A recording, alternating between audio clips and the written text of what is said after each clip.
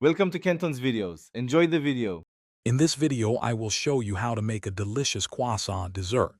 First, gather your ingredients, focusing on day-old croissants for optimal absorption.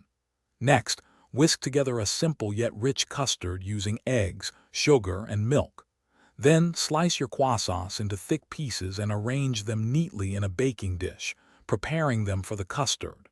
This foundational step ensures a delightful texture. Now, let's assemble our dessert. Carefully pour the custard mixture over the arranged croissant slices, ensuring every piece is well coated. Let the croissants soak for at least 20 minutes. This is crucial for a moist interior. For an extra touch, sprinkle in some chocolate chips or fresh berries before baking. These additions elevate the flavor profile beautifully. It's time to bake your masterpiece. Preheat your oven to 350 degrees Fahrenheit or 175 degrees Celsius. Bake the dessert for 30 to 40 minutes or until it's beautifully golden brown and the custard is set. A gentle jiggle should show no liquid. Once baked, let it cool slightly before dusting with powdered sugar. Serve warm for the ultimate comfort.